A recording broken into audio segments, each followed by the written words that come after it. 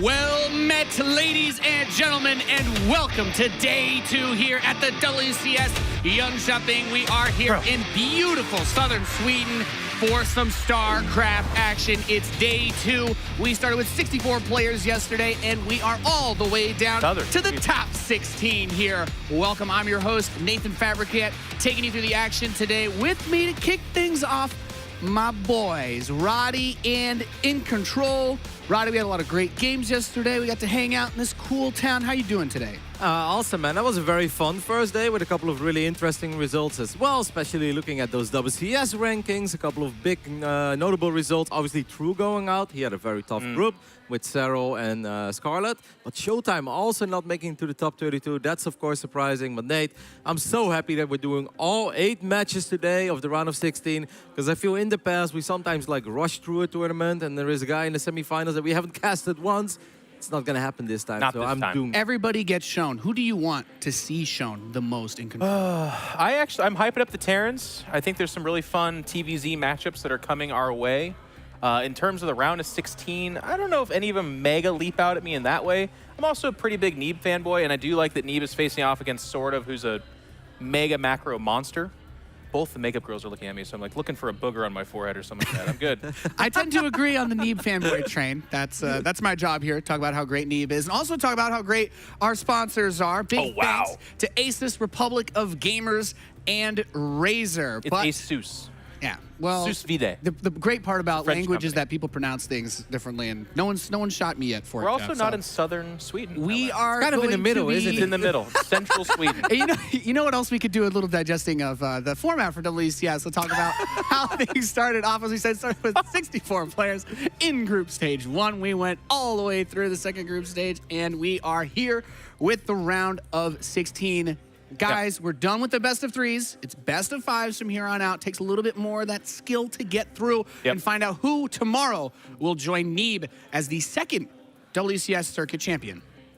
Yeah, we're going to see more of the map pool, I think, which is really important and interesting as well. I mean, a lot of, kind of one of the storylines, if you will, for this tournament is the difficulty of this map pool for Protoss players in particular. But for me, and it's nice because we're no longer playing competitively, so I get to say this, but it's like, we get to see these guys. You're not, Kevin. You are not.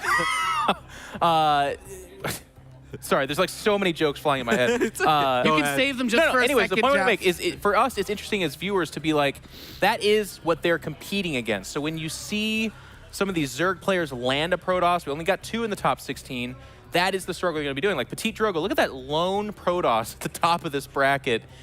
If he makes it out of there against this map pool, that becomes a legendary moment in time. It's We're awesome. going to dive into that bracket in just a moment, boys. Getting a little bit ahead of ourselves here. We're going to take a look at a recap for any of you guys who missed the action that took place yesterday. Here's a bit of day 1 at WCS Jönköping.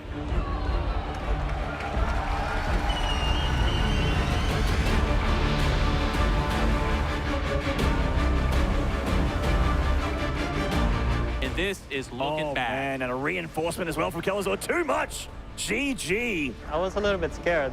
Showtime is a very formidable opponent, so yeah, I wasn't too sure of my victory.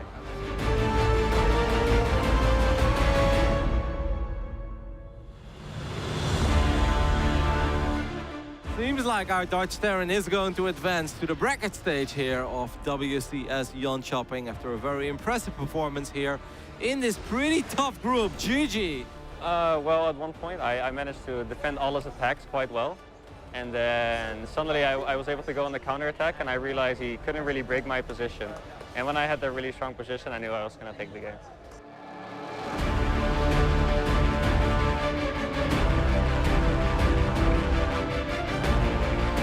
Somehow makes a, well, remarkable hold. Neeb, the reigning WCS Austin champion, not ready to bow out just yet. He has brought it back from being down 0-1 this series with a fantastic Game 3. It honestly feels more relieving than anything to win here because I was up 1-0 against Drogo, and in the second game I was doing pretty well too. So to then be down 1-0 in the deciders match was, it made me quite scared, and I honestly didn't think I could do it, but the same thing happened here back in Austin.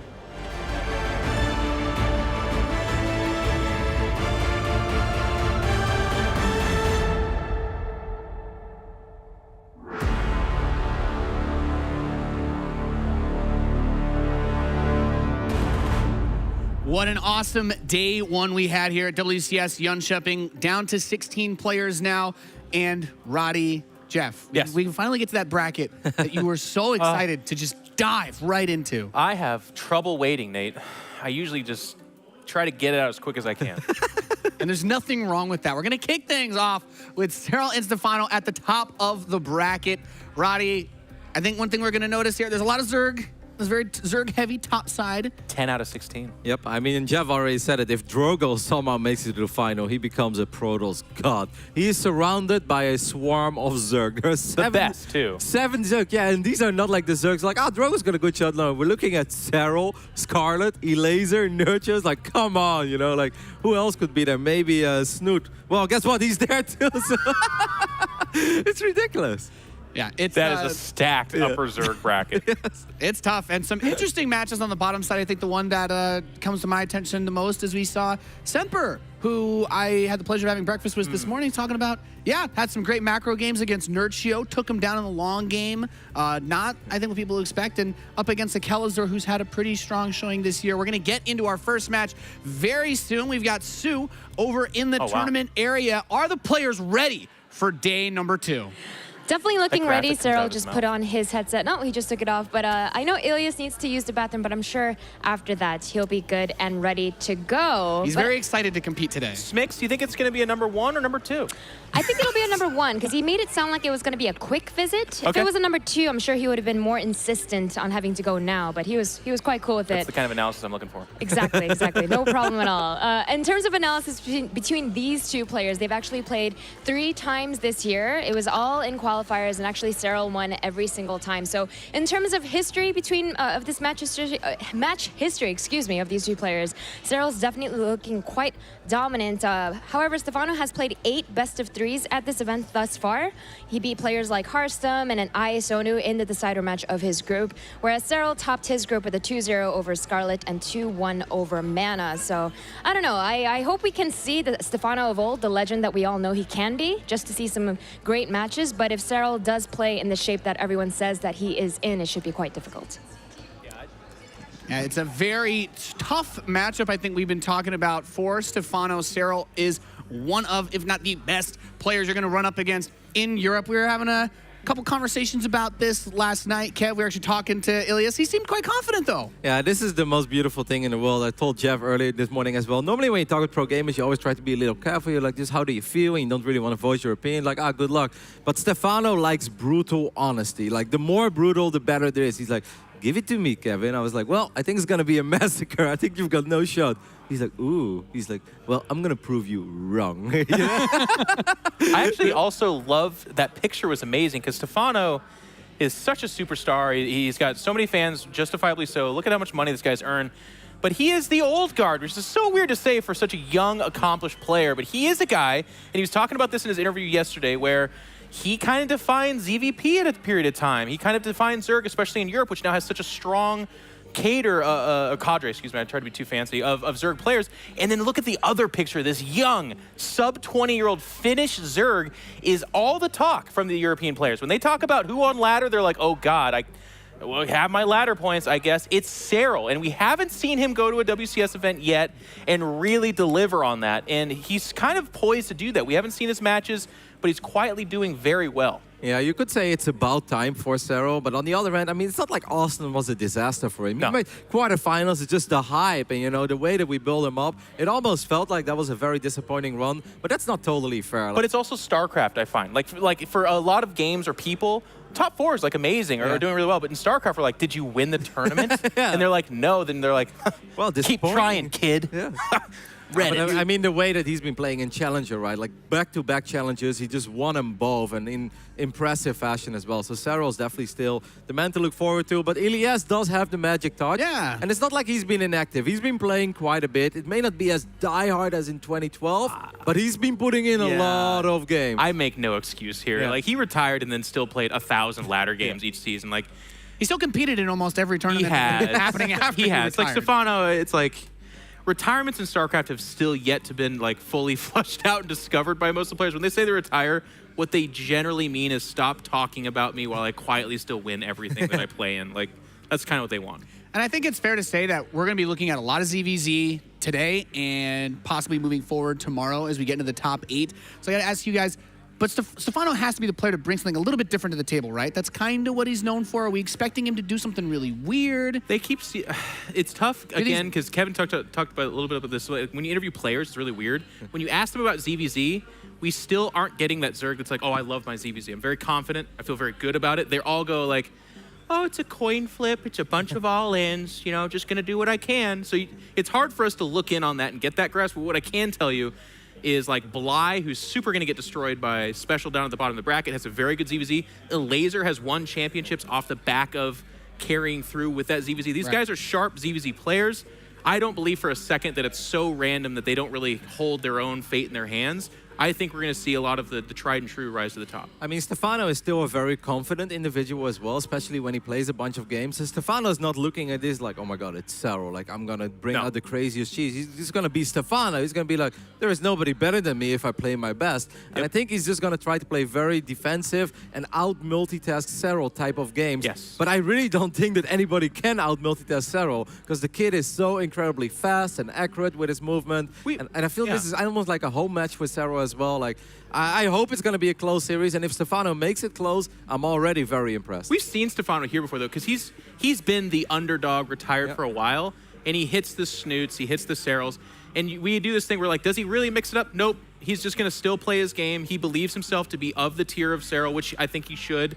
Certainly, he is the lesser big name right now, but he's capable of doing it. So. Yeah, the chat seemed a little bit conflicted. We got to see a bit of the polling results come in as you guys have been voting on who you think will win these matches over the course of WCS Jönköping. Still, pretty good faith for Stephano in there at a cheeky 44%. He's got a lot of people that tuning in probably just to see him play this match. He works against that, though. The more you don't believe he's going to win, the more powerful he becomes. So it's like, I look at this in reverse. At 44%, he's actually rocking the 56. It's in the opposite direction. So, realistically speaking, do you see an opportunity here for him to make it through this? Or do you have to say no for him to have a chance? He's the underdog. I think everyone will say that, and they absolutely should. It's deserved. But so far, Serral, one of the narratives that you can maybe attach is maybe he gets a little bit nervous, or he just doesn't have quite the experience just yet. I know that's kind of weird to say, but the results would kind of speak to that. It's not like he's lost to bad players, though, by the way. But Stephano is one of the guys that I think gets more powerful. This stage doesn't bother him. He has nothing to lose. If he loses to Serral, who cares? If he beats Serral, he's like, he actually still probably doesn't care. But it's like, he's in the easy spot. So yes, he absolutely has a chance. There's definitely a lot more pressure on the shoulders of Serral. Serral said as well that he felt the quarterfinals wasn't exactly what he was looking for, and he felt he's going to do better. And if you win Challenger back-to-back, you don't want to settle for a round of 16 going out against Stephano. So all the pressure is on Serral.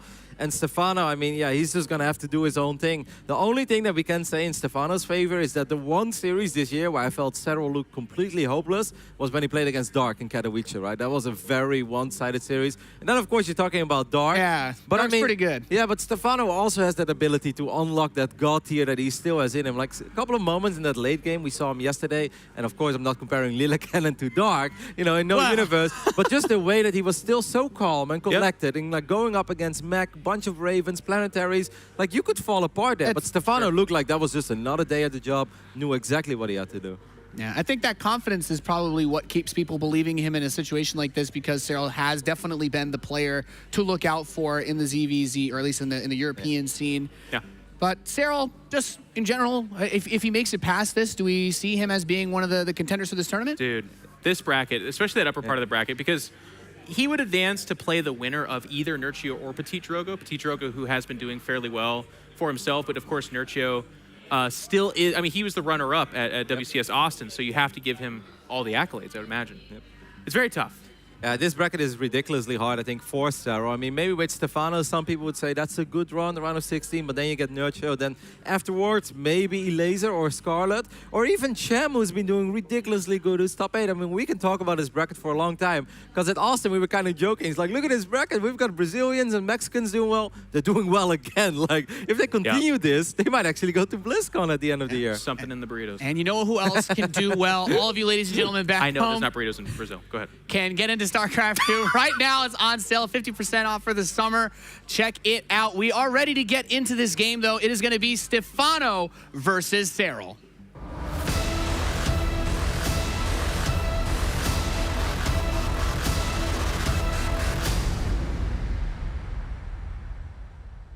What's up, guys, and welcome to our first best of 5 of the round of 16 for day 2 of WCS Jönköping. I am Maynard, and I'm with my Australian brother from down under, Pig.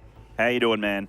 It is going to be a fantastic day of ZvZ, and I am happy to be here with you, Maynard. Specifically with me. Specifically with you. It's always nice to start off with my Australian brother here from down under casting, and this is going to be an interesting match to kick things off. And we've got the rank 3 in WCS points on your right there. That is Serral, of course, and Stephano on the left there is quite a bit further down in the rankings at rank number 26. He's definitely got his work cut out for him here. Yeah, I mean, Serral at this point, all but a sure thing for the global playoffs at the end of the year. If he keeps up these kind of performances, he has been crushing the qualifiers. I mean, we saw his Valencia results. He's taking out all these top high-level Zergs in the European scene, and of all the ladders where the Zergs are scary, it's this one. It's EU. Oh, yeah, man. And he dominates them very regularly. I see all the pro Zergs that I talk to in the EU scene say, I am scared of Serral. If I hit him on ladder, I'm like 60-40, probably just going to get killed. And Stephano, he is the old guard, like Jeff mentioned. He is the confident superstar of old. And let's see if he brings it out here today. The man in question, in the top left, from Meltdown, this is Stephano.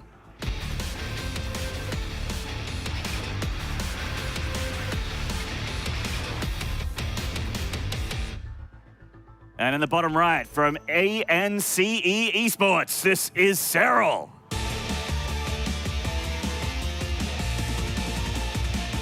You know, it's been a while since we've had a Finnish player at the top of the StarCraft scene. There's been a few of them in the past, the Wellmoos and so on, who have really, you know, they've had a strong history in this game, but Serral now starting to live up to the hype. And I really, whenever I want to drive home the point about just how good Serral is right now, I think about that last challenger where Laser was like tweeting. He said, I just made top 4 on day 1 of Challenger. I'm back, guys. I told you I'm going to win this thing. And then the next day, I saw another tweet saying, oh my God, I can't believe I lost one win to 5 against Serral. Like, wow. At least I have something to look up to right now and look forward to working towards getting to that level. Yeah. A lot of the Zerg players are saying, look, Serral he's managed to kind of break through to that next level. You're seeing players like Nurtio do what looks like the same build as him and just be down in supply, just be slightly behind. Yeah, it actually reminds me. So good. I remember them face each other, I think, in Katowice. Like, they had a pretty crazy ZvZ series against each other. And yeah, I mean, when you think the likes of, you got to think that when King Archer himself, when Nurtio is actually under stress in this matchup, it's a matchup that he, you know, plays every day. I mean, most people play against Zergs on the European ladder right now, especially at this level. To think that Serral not only goes toe-to-toe, but often has a winning record is a pretty crazy thing to consider. But that is the world we live in today. Both players going for that gentleman's agreement, by the way. Just talk about the game a little bit. There's 17 hatch from both players.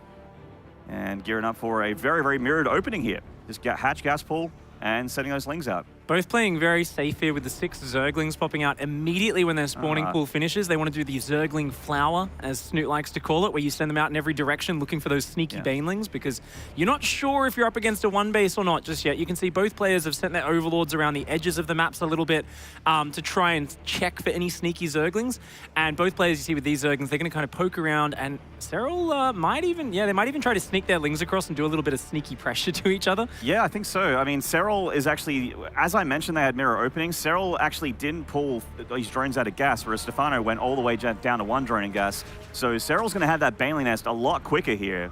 And Stephano, he's just about to try and find it. He's actually going to be ready for that 3rd hatchery if he goes down here. He has the ling count numbers. Stephano taking a very fast 3rd with that higher mineral count. Serral here being very careful. Is going to drop his own 3rd base. There's going to be a little bit of a skirmish here with Stephano trying to slow that down. He does have the 2 Zergling advantage here. Yeah. Serral just needs to buy time with these Zerglings because he cannot face those superior Zergling count right now. 2 more Zerglings coming in for Serral. Great control from him. Gets a nice sandwich. He's keeping so many of his Zerglings alive on red hit points, and it looks like Serral, though, still not coming out quite on top. Stephano actually getting the edge of that engagement and going to continue to apply pressure. That Warcraft experience coming through strong. And speed is done for both players, so this skirmish is getting pretty hot under the collar now. But Serral, with his defender's advantage, should be able to clean this up eventually, but took a lot of damage on that hatchery. Oh, nice little Baneling morph here. No. Sneaky run by is the plan here for him. Look at the work account. Stephano's up 5 drones right now, but he doesn't have a spine crawler. He does have an extra queen at the front. His Banelings are only just now starting to morph. He needs those Banelings up. His 3rd base is up. I don't think he realizes only now does he spot those Banelings coming in. Serral wants to put the herd on. He is down in workers right now. He needs to equalize. starting to already surround those queens and focus them down. One queen is going to fall very quickly, but the banelings get there in time. Stephano only has one baneling left alive. He needs to keep that up. It needs to zone out the superior Zergling counter Serral. The extra banelings do finish morphing. A couple of banelings of Serral, though, making their way into the mineral line. Every single baneling of Stephano's has gone down, Maynard. I think Serral might have found a way in. Yeah, it looks like he's cracked him here. The banelings morphing right in the face of Serral. He's going to chew them down before they finish. That natural is well and truly open for Serral to start mincing these drones. And they're starting to go down. It's a bit of a mineral stack here with those drones. The drone drill to keep them alive. Doing a good job so far. Just 2 drones going down. And Stephano getting the room to breathe and make his own defensive banelings for a little bit here. Yeah, it's not over just yet, but of course Serral has swapped back into droning. He's taken a small worker lead behind this. I gotta say though, I'm impressed with Stephano. That could have spiraled out of control very quickly there once those queens went down, but he's got more queens that he built up. He's got more Lings and Banes on the way, and he has stabilized with this third base, and he's on a very similar worker count right now. Yeah, both players around the 32-33 drone mark. Serral getting a big wrap around the third hatchery here. Stephano does have banelings to defend, and he's starting to waddle them on down. Hatchery will live. Great non-committal pressure here from Serral. You'll notice he's not overcommitting here. He's just trying to keep the pressure on Stephano while he himself transitions up to roaches. We've got an evolution chamber, a roach warren, and a lot of drones behind this. And Serral's even got safety banelings morphing at home. So he's ready for the counterattack. And he's saying, okay, Stephano, you can counter pressure me. But guess what? I am almost ready to go up to that roach stage. Meanwhile, Stephano hasn't got a lair. He doesn't have a roach warren. He hasn't even thought about it. He is stuck on Ling Bane tech right now. Yeah, he sure is. And he needs to make it work as well, because when the roach count gets up there, it's not something you can continue to engage with Ling Bane unless you have a huge amount of them or upgrades or something. Speaking of, we got a lot of Lings here for Stephano. Ooh, that's actually a nice connection there for Serral. A lot of those Lings go down. Yeah, Serral here with some flawless micro. Stephano, though, he's got a lot of banelings coming in. Good connections from Serral once again, but he's out of banelings. Stephano's going to find his way into the mineral line, Maynard. He wants to get those drones, but for now, Serral just pulling everything away. He hasn't taken that big damage. Stephano is going to focus down a couple of workers there. Does get something for his trouble. What great control from Serral, by the way. That could have gone a way, way worse for him there. Oh, Stephano just on the edge of that battle, going to get squeezed in another drone kill, getting him 3 in total. Ooh, banelings coming in. We had a little bit of a technical difficulty, and we missed the last half to the end of game 1 there, but it is all out on social media if you guys are following from home, or if you're just chilling in Twitch chat and you're not too aware. Serral managed to get the game 1 there against Stephano on Ascension to Aya. Pig. Players were completely unaffected by that, but they just kept on playing, and Stephano actually really did give him a good run for his money, Lee. We saw he actually went toe-to-toe with Serral in the macro stage of the game. His upgrades were a little bit behind, as we saw he was trailing a little bit in the Ling Bane Wars, but it went up to the Roach versus Roach stage. There was tunneling claw action from both sides, but Serral came out on top with just a little bit better multi-prong harassment and managed to take that victory. But it is a best-of-5 series, so it's far from over. Absolutely right. In the bottom right here, from Meltdown Esports, this is Stephano.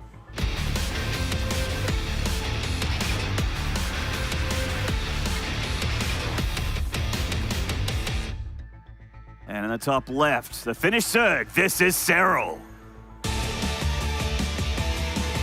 Ladder Beast. Still getting very, very close. Like every time he comes to these big events, gets closer and closer to those round of 8s, those round of 4s. Will this be his one to make it to the semis, to make it to the final even?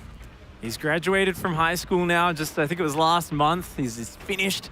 He's moved on, and now it's time for him to embrace full-time pro gamership as a career. So Serral here, once again, going to be opening up with that hatchery first, are both players. And I got to take my hat off to Stephano, going up against someone as intimidating as Serral. He played pretty much the closest thing to a standard game you could possibly imagine in that last game. He took the faster third base. He tried to just defend with Queens and Ling Bane, really just engaged in those Ling Bane skirmishes and tried to get the better of Serral in what is really the most standard way you can play Zerg versus Zerg. But Serral, he showed his superior mechanics there. He showed just that just amazing skill. And I've got to wonder, the question mark here is not what craziness will Serral pull out, it's what does Stephano do? Does he keep just trying to play a typical Zerg versus Zerg against Serral? Yeah, can he play a regular late game, mid to late game against this kid whose strength lie in the longer game?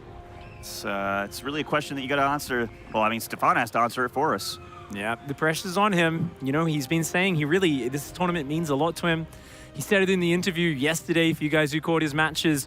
He's sick of people talking about him like he's a bit washed up, like he's a joke, I think was actually the word he used, which I don't think any of us actually do think of Stephano as a joke, but of course, For him, you know, the sky's the limit. He is used to being one of the absolute best players in the scene, and he wants that reputation once again. He's one of those few players in the history of StarCraft 2 that's had the walk to back up the talk.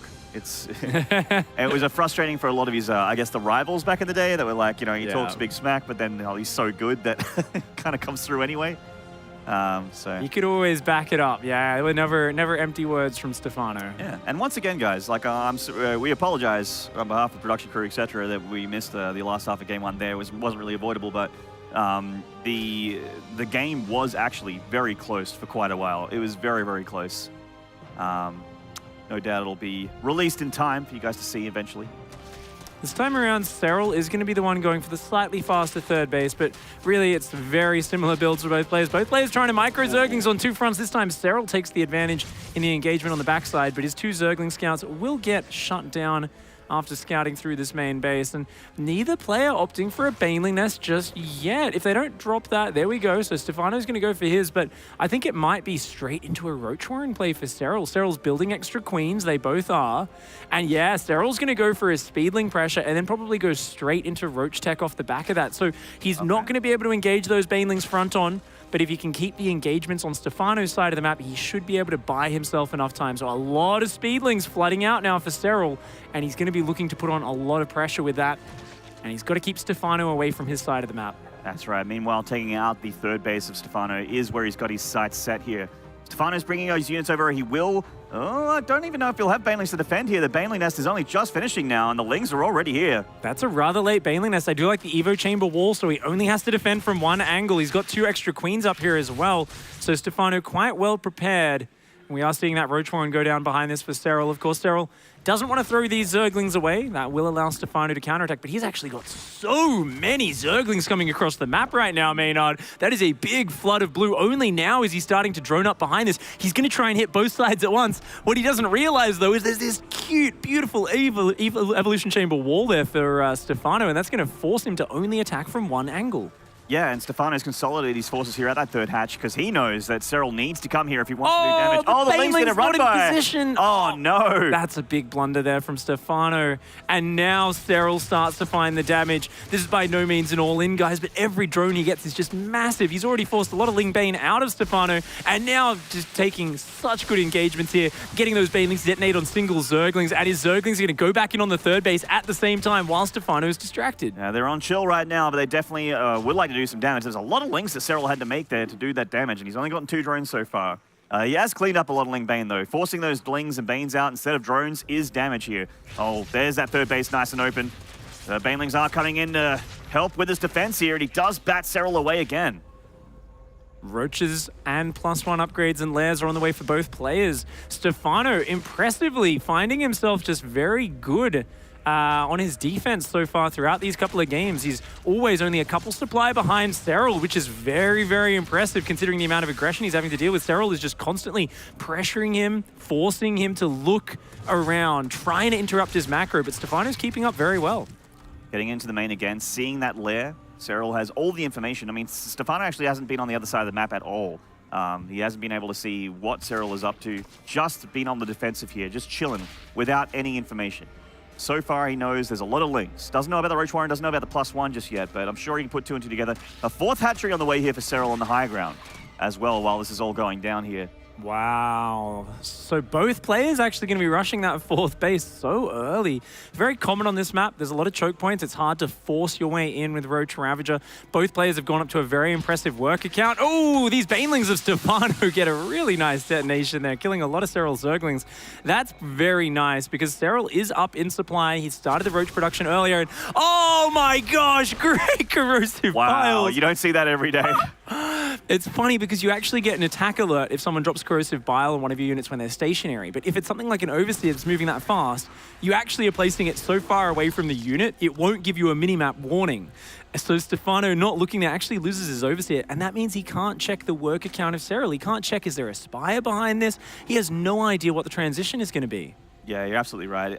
He does have vision of the gases here, but there is some incredible tech being dropped here for Serral, and that is the Infestation Pit. Infestors marry up so well with Ravagers. And they really can take effective, even if there's less units, they can take a very cost-effective trade against a guy that just primarily has roaches, which is what we're seeing here from Stephano. That fungal bile combo, something which Serral has shown he is a master of throughout. Of course, playing Dark back at IEM Katowice, where he was eliminated.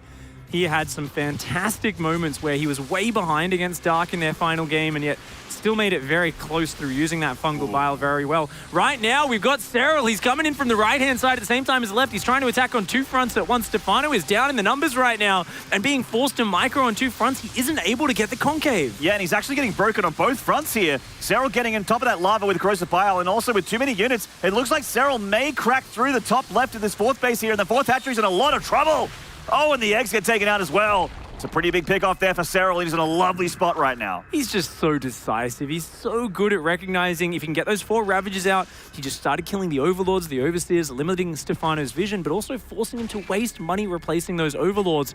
And then he just said, you know what? You can probably set up a really nice concave on one angle, but if I attack you from 2 sides at once, it's going to be so hard for you to consolidate that defender's advantage. Took a fantastic trade. He kept corrosive biling the reinforcements that were building on the 4th base, taking those eggs down.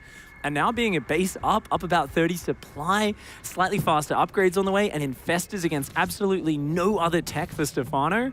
Serral just showing us how to play Zerg versus Zerg.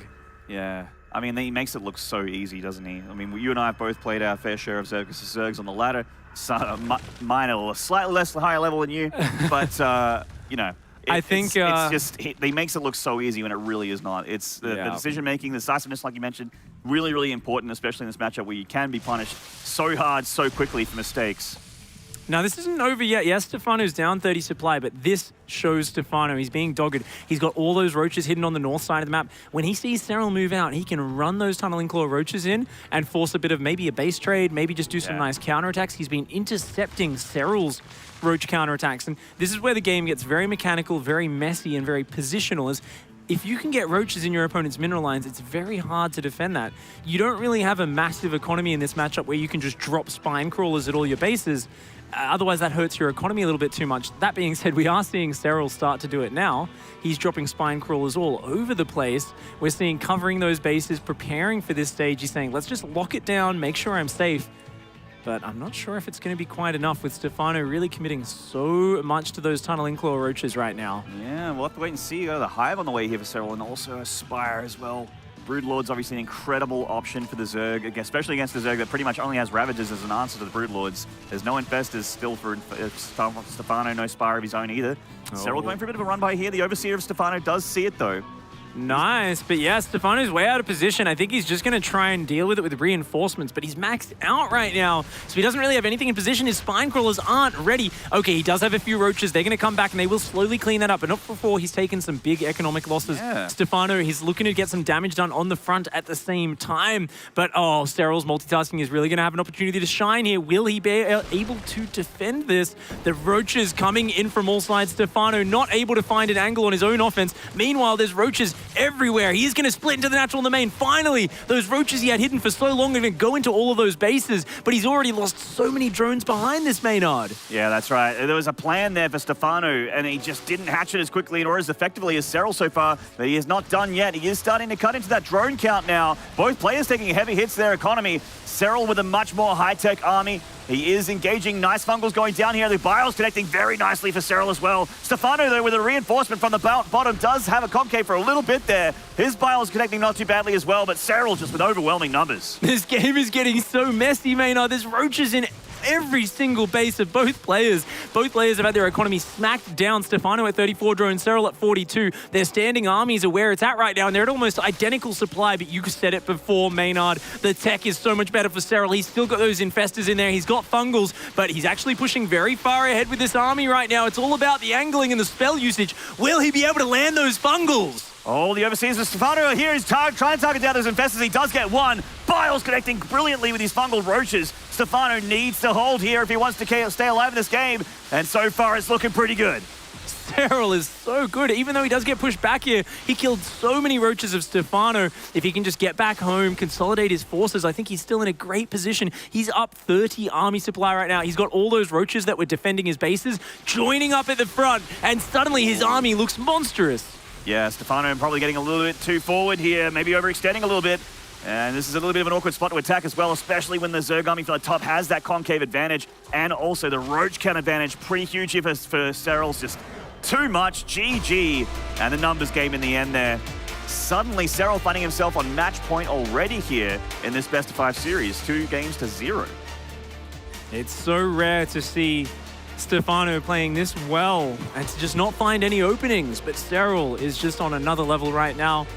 I mean, we hype him up a lot. We talk about how good he is, but it's for such a good reason. He really has just been showing that next level of play, you know, the first guy to break into the 7K MMR club on the European ladder. And really, he's just been absolutely killing it lately.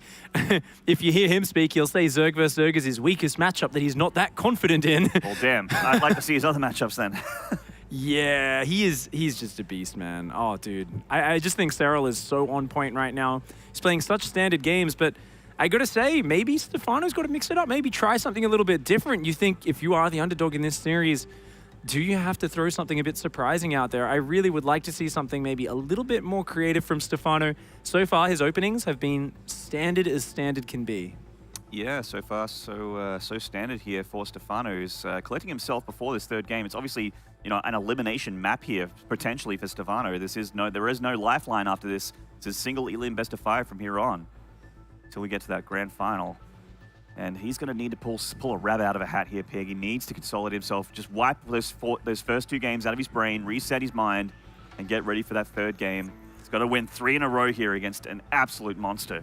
The following maps are going to be a little bit more interesting as well. We are going to have Sequencer up next. We've got Blood Boil in the pool as well, as you guys saw with that graphic on the screen. So if Stephano can bring one up here, it can go into some very uncharted Zerg vs. Zerg territory on some of these maps. And hell, even Sequencer this next map, it's a very exciting one. There's so many avenues across this map. I feel like it's a little bit hard to kind of just lock yourself down defensively. A little bit more volatile, even though the rush distance is very long. Yeah, quite right. And if you like overextend or something like that, you can get extra punished for it because of the long walk home as well. It's pretty interesting. There's a lot of high ground to low ground dips and peaks in the map as well. Kind of like, you know, Cloud Kingdom, where you can get caught in high ground or, you know, by a big concave or something like that, or a fungal or something like that. Just a lot of nonetheless features of Sequencer that can be taken advantage of by the stronger player or the more mental player. We'll see how it unfolds here. So we are in the lobby, ready for the game. Just waiting for the players here. Stephano just is collecting himself and he's getting him ready before he says go. You know, that is the experience there. He says, look, these 2 last maps, the game plan hasn't worked out. It's been the same plan both games. Let's take a minute to think about it and actually gather his thoughts on exactly how he approaches Sequencer, how he approaches trying to deconstruct this young Finnish Zerg that has so far looked unstoppable in this tournament. Yeah, I think he's only lost 3 maps this entire tournament so far or something like that. Like he's actually been crushing it against such an incredible player pool as well. This is a stacked as hell tournament. But we are leading in, guys, for Sequencer, game 3 between Stephano and Serral.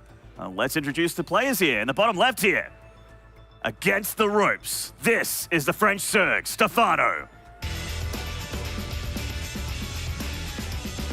Never one to get overexcited or tilt under pressure. This is where he brings it off. And the top right here on match point, this is Serral. I love that little track for the second player's intro. Yeah. Specifically the second one? Yeah. It's a little bit more poppy. Upbeat. Yeah. It's just a little bit different. Normally we have something that's a little bit more dubby or a bit heavier. I actually enjoy our WCS ANZ Challenger series, which is coming up for Valencia next weekend, by the way. Oh yeah, that's going to be awesome. They like to crack out the hard rock. Probably tell them my hair, guys. I do enjoy the heavy metal. So we see a pretty quick hatchery from both players. Again, 17 hatchery. The gentleman's agreement, as I like to call it. Used to be the 15 hatch back in the day in ZvZ. Yeah. It's now the 17 hatch in Legacy of the Void.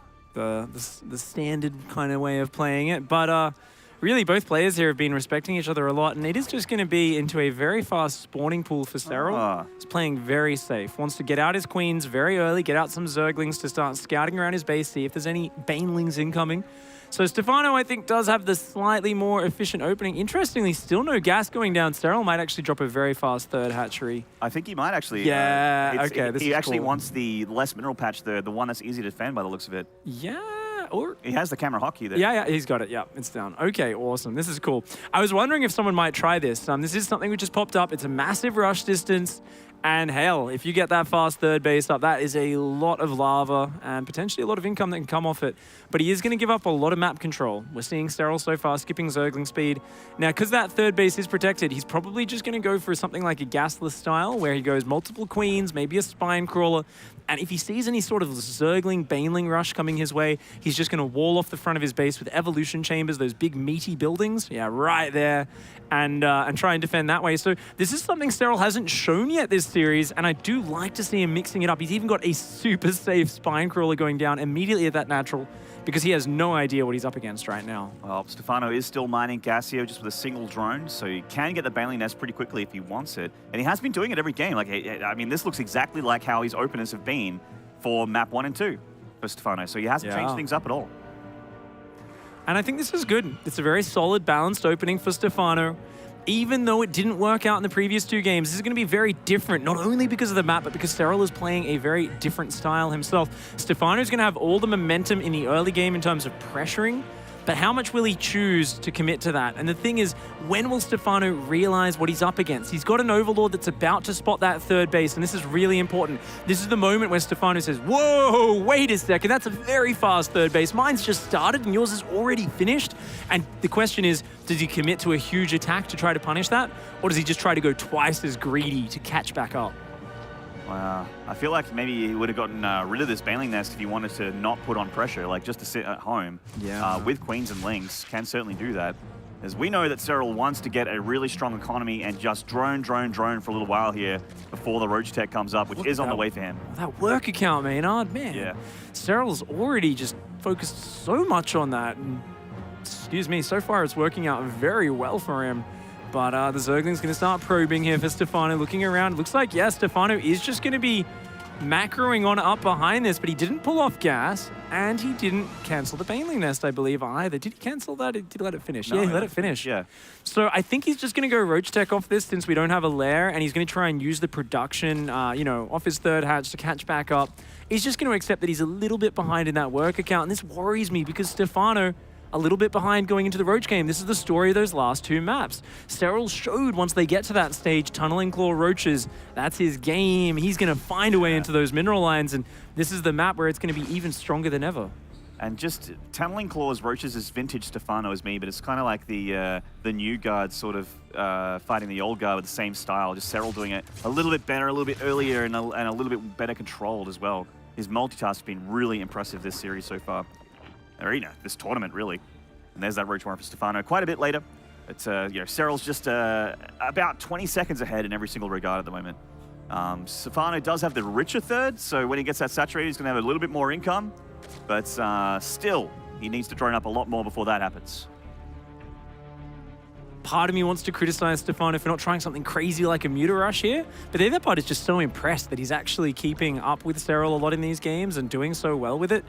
You know, if I was in Stephano's shoes right now, I'd just be like, oh, rush to lurkers, yeah, do a 13-12, just try something crazy to, catch Serral out of his element. But Stephano's just so confident. He just keeps trying to play against him toe-to-toe. Oh, you wanted Insanity Pig, a Nidus Worm, and ZvZ. This is so cool. He did this against the Laser in Challenger. I wonder if Stephano did his homework. I think he just scouted it with that wing. Oh, I think he did actually, yeah. He's got 13 drones in production. Now would be the time where you really need to just build roaches right now if you are Stephano. He's going to need to be on top of that Nidus Worm when it pops up. Is this Overseer going to spot it to double check? Because I'm not sure if he clicked on it the first time. I'm not sure if he did. It was so split second.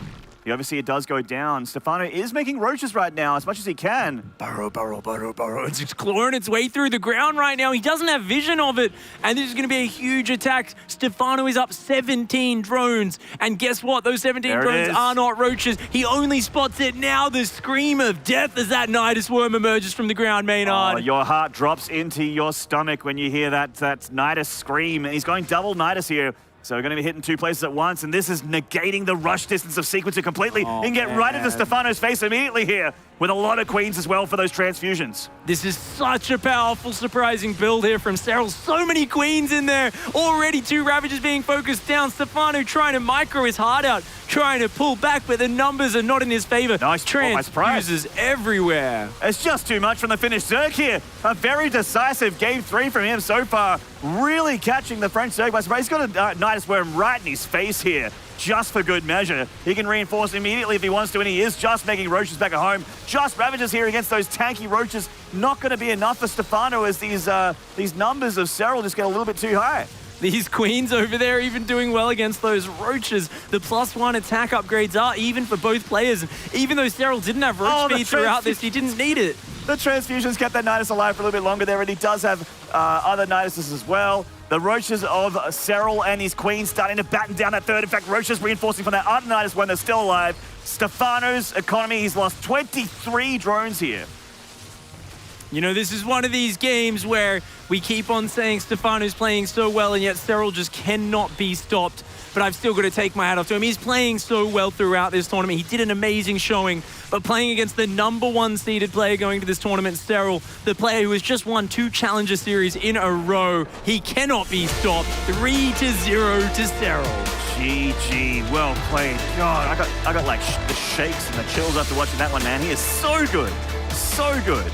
Yeah, he's gotten a bit hot after that game. The jacket's coming off. Yeah, we're all a little bit hot on the collar here. We got to tug our collars, let some steam out from under those shirts. That was a really hot and heavy ZvZ there with Serral showing his dominance in the ladder in this matchup, in this tournament. Can't wait to see how far he goes. Something tells me it's going to be a good tournament for him. Yeah, very, very convincing start for him so far yesterday and today. We'll be progressing to the round of 8 tomorrow and hopefully going further and further into this one. That's right, and it looks like we're about to have an interview here with Sue and Serral. Take it away, Sue. Thank you very much, guys. Congratulations, Serral. That seemed like a really easy 3-0 for you. Going up against a player like Stephano, who everyone knows used to be a legendary player. Were there any nerves there, or did you just feel confident because you're feeling confident in your ZvZ? Yeah, I wasn't too nervous. I'm just really confident in my ZvZ now. I have been winning so much. I'm actually I have been surprising myself a little, but against Stephano, no nerves. No nerves. You say you're feeling good about your ZvZ, but there's also a lot of strong Terrans at this tournament. I know that at WCS Austin, it was Special who actually stopped you 3-1. So is ZvT something that you've been practicing and focusing on?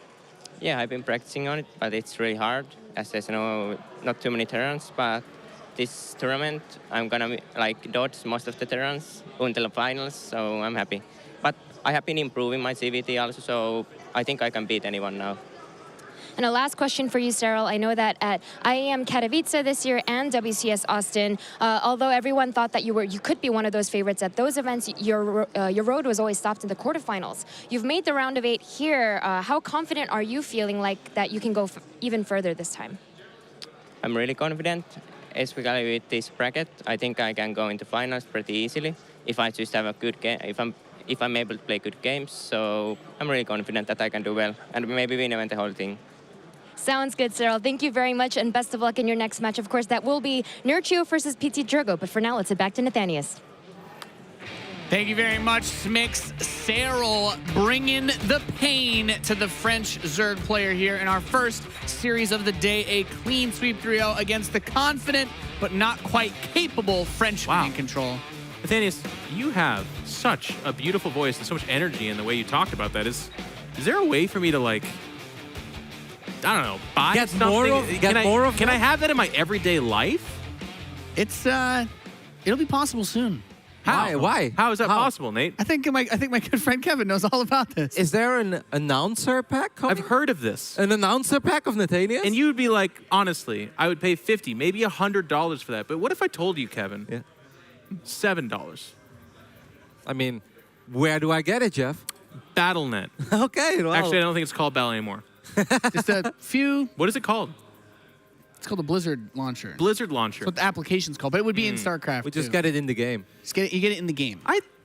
Interesting. Yeah, Blizzard Launcher. Looking forward to it, Nate. Can't wait. Nate, I the want announcer that, pack. yeah. It's Then coming. you Such a good too pack. can hear me tell you that your drones are dying in droves. 3-0 victory for Serral. Stephano came in confident, but This is one of those things where, like, in retrospect, that crazy, stupidly annoying thing that we do at the analyst desk and the commentators do where they're like, well, underdog player, do they have to mix it up real bad right now to have a chance? In retrospect, now that we can kind of look at the series, I would say yes. Stephano Went into this with his best tools, which is to play straight up. He's not a cheeser, but he got 3-0'd, and all 3 of the games were very much so like the average Zerk versus Zerk back and forth. It evened out. Let's go into the Roach stage. Yes, the last game featured a Nidus Worm, but for the most part, it was just Stephano not really standing a chance. So, you know. It's one of these games where you look at 3-0 and is that an deserved outcome? Is it a deserved result? Probably yes, but I still think Stephano played quite well. If you see early game ascension to IRI, the micro with the links, you can see that he still has it. And even like that last game as well, while he's microing Ravages on 2 sides, which basically you can only imagine. You have to jump from one side to the other, send one side to the left, the other army to the right. You can see that Stephano is still an absolute top player, especially when it comes to the European scene, and really had a good showing. Walks away with $2,500 here. It was good, just not good enough against Serral. I agree with you, but we're really starting to see pretty much in the WCS system a calcifying of tiers amongst the players. Yeah. And I think like Stephano is absolutely like the second tier, very good player, round of 16 here, good performance, like Kevin said, but he needs to do better. He's got to do wilder stuff to beat someone like Serral, who is that top tier. As nice as the confidence is, that persona can only get you so far. We do have the bracket updated. That was our first match of the day. Serral moves on to the quarterfinals, and our next matchup looks to be Petit Drogo coming up against the Zerg. He has that onslaught to make his way through, Roddy. Yep, one of the 2 Protoss players still in the tournament. That's going to be a great series. Just one last quick note about Serral. That confidence, though, saying he's probably going to go all the way. Easy bracket, and once I'm in the final, I'm probably going to win that too. He hasn't said those things in the past. In the past, he was always a little more like, you know, how Neeb was before he won Casper Cup. He's like, guys, really, I'm not that good. He's like, no, you are. You're winning everything online, so you are. It's good to see. I agree with him, but I feel like if he hits a special in the finals, maybe a Kalizer, but more a special, he actually loses to special, I think. I think we could actually see, finally, the capitalization. We've been saying since MLG 2002, I think it was, that major/special/love angel and all the other names. You know. Yes. No, I know. I'm joking. Okay. The point is a long time ago.